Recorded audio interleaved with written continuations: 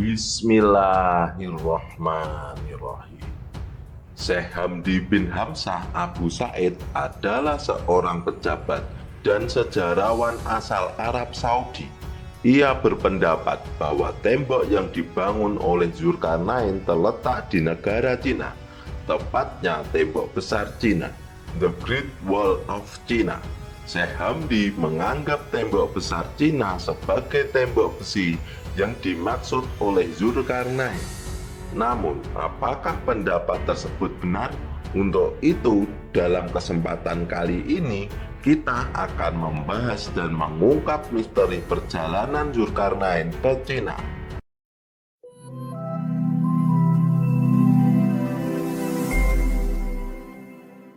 Assalamualaikum warahmatullahi wabarakatuh. Sahabat Superpedia yang dimuliakan Allah, semoga kita selalu dalam keadaan sehat walafiat. Amin. Ini adalah video lanjutan dari video sebelumnya, di mana kita membahas tentang tembok besi Zulkarnain yang ada di Armenia. Nah, sekarang kita akan bergeser ke Cina.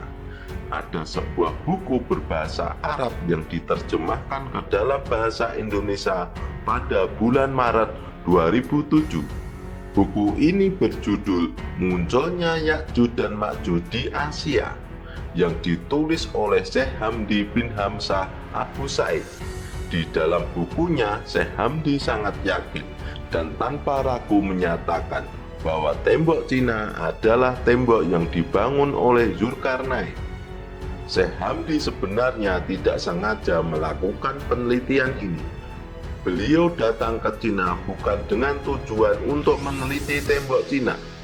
Sekitar tahun 2000-an, Syekh Hamdi diutus mewakili Arab Saudi untuk menghadiri pertemuan Persatuan Atlet Sepeda se-Asia di Shanghai. Kunjungan tersebut merupakan kali pertama bagi Syekh Hamdi menginjakkan kaki di negara Cina. Selama berada di Cina, Syekh Hamdi ditemani oleh seorang dosen bernama Hu Xiaotian. Ketika itu Syekh Hamdi memang ingin mengasah kemampuan bahasa Inggris kepada Hu Xiaotian. Selama keduanya sering bersama, sang dosen bercerita banyak tentang sejarah Cina.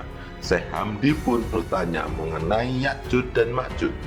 Syekh Hamdi bertanya, pernah dengar Ya'juj dan Ma'juj enggak? Awalnya sang dosen tidak mengerti pertanyaan dari Syekh Hamdi. Namun Syekh Hamdi tampaknya pantang menyerah, mengulang-ulang pertanyaannya dengan berbagai penekanan pada dua kata tersebut, yaitu Ya'juj dan Ma'juj. Sang dosen berusaha mengingat tentang dua suku kata itu, dan ia mengatakan bahwa Ya'juj dan Ma'juj adalah dua kata dalam bahasa Cina yang memiliki arti benua Asia dan benua kuda. Karena dirasa kedua kosakata itu mirip dengan Ya'juj dan Ma'juj, Syekh Hamdi pun mulai melakukan penelusuran lebih mendalam mengenai Cina dan hubungannya dengan Zulkarnain. Syekh Hamdi mulai melakukan penelusuran literatur sejarah, linguistik, dan geografi negara Cina. Sahabat seiman, dari hasil penelusuran Syekh Hamdi, beliau menyimpulkan bahwa Zulkarnain adalah Akhenaten yang merupakan salah satu Fir'aun Mesir. Akhenaten adalah Fir'aun dinasti ke-18 Mesir kuno yang berkuasa antara tahun 1022 hingga 1006 sebelum Masehi. Ia memerintahkan bersama Amenhotep III selama 11 tahun lamanya. Perlu diketahui, Zulkarnain bukanlah sebuah nama, melainkan gelar yang memiliki arti. Dia yang memiliki dua tanduk, sama seperti sebutan untuk raja-raja Mesir dan kaisar Romawi. Sampai saat ini ada 3 tokoh raja yang berpotensi sebagai sosok dari Zulkarnain ini. Yang nomor 1, Raja Alexander, biasa disebut Alexander the Great. Ini merupakan pendapat dari Ulrich Wilken. yang menyebutkan bahwa anak Raja Philip dari Makedonia inilah sosok dari Raja Besar Zulkarnain yang namanya banyak diceritakan dalam kisah-kisah kuno. Yang nomor 2, Raja Crus II, memiliki sebutan yang sama, yaitu Crus the Great, yang merupakan raja dari Kekaisaran Achaemenia. Sebelumnya ia adalah Raja Persia yang kerajaannya terletak di Iran bagian selatan. Yang nomor 3, Fir'aun Akhenaten. Syekh Hamdi memiliki pendapatnya sendiri, menganggap bahwa Zulkarnain yang disebut dalam Al-Quran merupakan pangeran Mesir dan keturunan Fir'aun yang bernama Akhenaten. Dalam surat Ghafir ayat 23-46 tertulis, adanya percakapan antara Nabi Musa alaihissalam dan Fir'aun, di mana disebutkan bahwa ada laki-laki soleh yang terlibat dalam perbincangan tersebut. Menurut Syekh Hamdi, Akhenaten hidup pada masa Nabi Musa alaihissalam dan dia merupakan anak dari Fir'aun. Setelah Fir'aun tewas ketika mengejar Nabi Musa, Akhenaten menggantikan posisi sang ayah untuk menjadi raja. Pada masa pemerintahan Akhenaten dikenalkan konsep monoteisme, yaitu menyembah hanya kepada satu Tuhan, yang menggantikan konsep ketuhanan pada masa kepimpinan ayahnya. Ia banyak membangun tempat ibadah untuk memuja satu Tuhan tersebut. Namun konsepnya ini banyak mendapatkan pertentangan dari pemuka agama sebelumnya, sehingga terjadi beberapa perlawanan. Akibatnya terjadi kudeta di Mesir untuk menyingkirkan Akhenaten. Menurut ahli sejarah, ada dua kemungkinan mengapa wilayah kekuasaan Akhenaten lepas. Pertama, Akhenaten terlalu fokus pada kecintaannya terhadap konsep monoteisme, sehingga ia menerapkan peraturan-peraturan yang bersifat menyembah hanya kepada satu Tuhan dan melupakan unsur-unsur lain. Yang kedua, ia kekurangan prajurit untuk mempertahankan wilayah kekuasaannya. Sahabat Superpedia yang dimuliakan Allah, dari hasil penelusuran sejarah terdapat informasi menarik yang ditemukan oleh Syekh Hamdi. Sampai saat ini, mumi dari Akhenaten belum ditemukan di Mesir. Bahkan mumi dari istri Akhenaten yang bernama Nefertiti pun tidak ditemukan. Akhenaten melakukan perjalanan panjang meninggalkan Mesir karena ia merasa bahwa Mesir sudah tidak kondusif untuk dia dan keluarganya tinggal di sana. Dari sinilah Syekh Hamdi mengambil kesimpulan bahwa Akhenaten adalah Zulkarnain yang memang tidak meninggal di Mesir, tetapi sedang melakukan perjalanan menuju terbenamnya matahari yang sekarang dikenal sebagai negara Maladewa. Kemudian Akhenaten pergi menuju negeri tempat terbitnya matahari, yaitu negara Kiribati, yang merupakan negara kepulauan di Samudra Pasifik. Setelah dari Kiribati, Akhenaten, keluarga, dan para pengikutnya melanjutkan perjalanan ke Cina.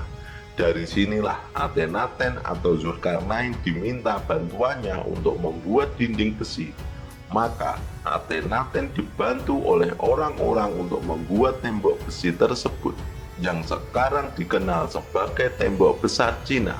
Setelah pembangunan tembok selesai, Akhenaten pun tinggal di sana dan membuat dinasti baru, yaitu dinasti Zhou. Dalam bukunya, Syekh Hamdi menjelaskan secara detail mengenai tembok Cina. Beliau sangat yakin bahwa tembok Cina dibangun oleh Akhenaten atau Zulkarnain. Namun jika dilihat secara fisik, terdapat perbedaan yang sangat jelas antara tembok yang dibangun Zulkarnain dengan tembok Cina. Yang pertama, tembok Cina terbuat dari susunan batu bata, sedangkan dalam Al-Quran disebutkan bahwa tembok Zulkarnain terbuat dari tumpukan besi yang kemudian dicampur dengan tembaga. Yang kedua, tembok Cina dibangun secara bertahap selama ratusan tahun oleh berbagai dinasti yang memerintahkan di Cina, di antaranya dinasti Han dan Ming. Sementara itu penjelasan dalam Al-Quran menyatakan bahwa tembok itu dibangun oleh suku bangsa yang meminta pertolongan kepada Zulkarnain. Setelah selesai, Zulkarnain mengatakan bahwa tembok itu tidak akan bisa dilewati dan dilubangi oleh Ya'juj dan Ma'juj. Yang ketiga, dalam surat Al-Kahfi ayat ke-86, ketika bertemu dengan suatu kaum di barat, Allah Subhanahu wa Ta'ala berfirman kepada Zulkarnain yang memerintahkan terserah kepadanya mau diapakan kaum itu. Artinya Zulkarnain mendapatkan wahyu dari Allah, sedangkan para raja Cina tidak. Dengan demikian, apakah benar tembok itu disebut sebagai tembok yang dibangun oleh Zulkarnain? Berbeda dengan penjelasan Syekh Hamdi bin Hamzah, Abdullah Yusuf Ali dalam tafsir The Holy Quran menulis bahwa di distrik Hisar, Uzbekistan, sekitar 240 km di sebelah tenggara Bukhara, terdapat celah sempit di antara gunung-gunung batu. Letaknya berada di jalur utama antara Turkmenistan dan India, dan tempat itu kini bernama Husalohana dalam bahasa Turki. Namun dulu nama Arabnya adalah Bab al-Hadid, sementara orang Persia menyebutnya Dar Aihani dan orang Cina menamakan Timin Kuan. Semua nama tersebut bermakna pintu gerbang besi. Hasil foto satelit pada koordinat tersebut menunjukkan bahwa tembok atau pintu besi itu sudah tidak ditemukan lagi. Namun seorang pengembara Cina, Hues, yang pada abad ke-7 pernah melewati pintu berlapis besi tersebut saat melakukan perjalanannya ke India. Tidak jauh dari tempat itu terdapat sebuah danau yang dinamakan Iskandarpul. Menurut Ustadz Zainal Abidin, tembok Cina dibangun jauh sebelum masa Nabi Musa alaihissalam. Sementara itu, dalam penelitian sejarawan, tembok Zulkarnain dibangun pada zaman yang bersamaan dengan utusan Nabi Musa alaihissalam. Bahkan dalam satu riwayat dijelaskan bahwa Perdana Menteri dari Zulkarnain adalah Nabi Khidir. Seperti yang kita ketahui, terdapat 4 raja yang kekuasaannya sangat luas. 2 dari golongan mukmin dan 2 dari golongan kafir. 2 raja dari golongan kafir adalah Bukhtanasor dan Namrud atau disebut Nimrod. Sedangkan 2 dari golongan mukmin adalah Nabi Sulaiman alaihissalam dan Raja Zulkarnain. Hal ini menjadi unik karena Sulaiman adalah seorang nabi, sedangkan Perdana Menterinya adalah orang biasa. Di sisi lain, Zulkarnain adalah orang biasa, tetapi Perdana Menterinya adalah seorang nabi. Ini membuktikan bahwa untuk membangun suatu negara yang sukses, komposisi kepemimpinan tidak boleh lepas dari ulama. Oleh karena itu, menurut pendapat yang kuat dari jumhur para ahli sejarah, tembok Cina itu bukanlah tembok Zulkarnain atau tembok Ya'juj dan Ma'juj. Wallahu a'lam bishawab. Jadi itulah kisah tentang pengungkapan misteri perjalanan Zulkarnain ke Cina. Semoga kisah ini bermanfaat. Lebih dan kurangnya mohon dimaafkan. Yang benar datangnya dari Allah Subhanahu wa Ta'ala, sedangkan kesalahan itu datangnya dari saya pribadi sebagai manusia biasa. Sampai ketemu di video selanjutnya. Saya akhiri. Wassalamualaikum warahmatullahi wabarakatuh.